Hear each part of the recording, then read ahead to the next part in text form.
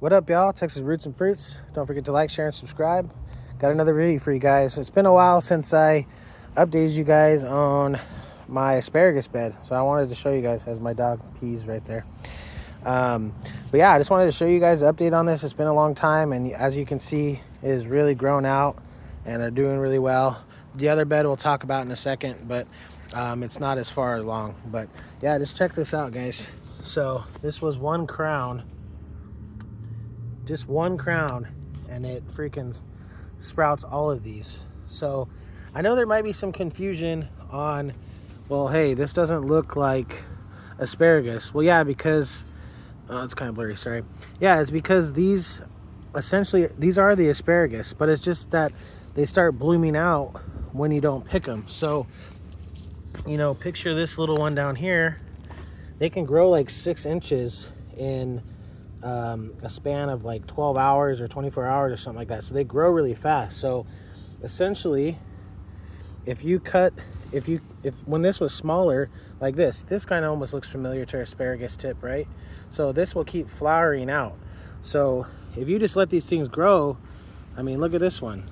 This can be literally the longest asparagus spear ever.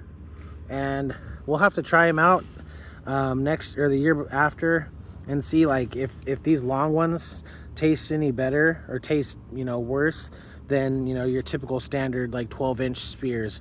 So I'm really curious to see how they taste. I mean, honestly, these things grow like weeds, so I'm really interested to kind of taste the different sizes and see if it makes or breaks the taste at all. But yeah, so this is just one asparagus crown will shoot out this many asparagus spears. So same thing here and all the way down. I'm gonna go on the other side, but this is what they look like when they grow out. And like I said before, these are UC 157 asparagus, and I'm in Central Texas, and as you can see, they're doing really well. So if you live in my area, I would definitely recommend this variety here.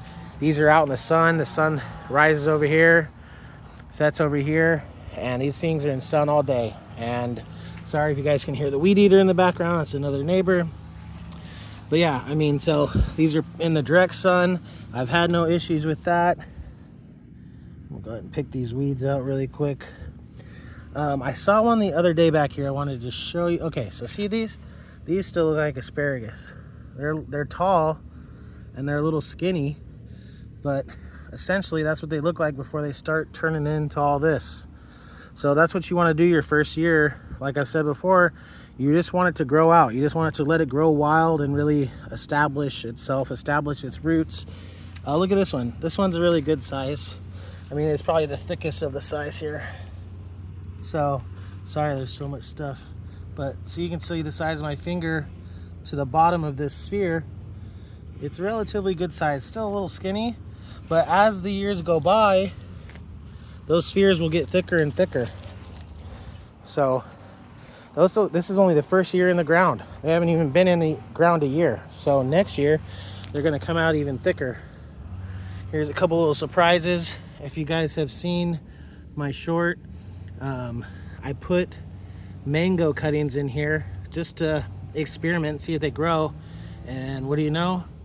They are growing. I'm gonna have to probably take them out soon just to get them some actual real sun. Here's this one. This one's still alive. Not doing as good. This is not the ideal way of growing mangoes. You typically just want to take the cuttings or graft the cuttings. Let's see, look at this one. This one's growing out. That didn't have the leaf before. So I'm gonna take those out soon. And then here's the other one. So reason why this one's so much smaller is because I started this patch a little, like maybe 2 or 3 weeks behind the other patch. So it's not as big, but these things are still growing and they'll catch up, and by next year they won't be too far behind. So that's why this one's so far behind. I didn't do anything different. These are the same variety, just a little bit behind the growing schedule, but they're still looking good. The only thing I could think about the flop with some of these is, I mean, they're just so dang tall. I think they just kind of, some of them get a little bit weaker, get a little top heavy, and then they start flopping. But they got plenty of nutrients. I mean, they got so much compost in here. Next year I'll throw some more compost in and some fertilizer and stuff, but for this year there's plenty. So yeah guys, just wanted to do a quick video on this. Everything is looking good. This thing's looking like a dang weed forest. It's not the prettiest raised bed garden, that's for sure, but this is how they grow. So if you guys are confused, like, man, this doesn't look like asparagus, well, it's because you're letting them bloom. So you got to catch them before they bloom. That's the idea when you start picking them, because if you leave them too long, then they will definitely bloom out and look like a weed. And I'm sure at the end of the day you can still probably eat them, but yeah, so you just got to stay on top of it. But I mean, it's just crazy. One crown, and that's like what, maybe 20 spheres. So 20 spheres, let's just say, times, I have 8 crowns in each bed, so do the math. That's a ton of asparagus, and as you cut them, they keep coming back for the year. So, you know, I think if you're looking for a vegetable that is a perennial and that you don't have to plant every year and that can give you a good harvest, that's why I did asparagus. I don't have to keep replanting it, and it'll come back and I'll have crops for years after years. These things can last like 15-20 years if they're treated right. So sorry about the weed eater, guys. I hope you guys can hear this, and we'll see you on the next video.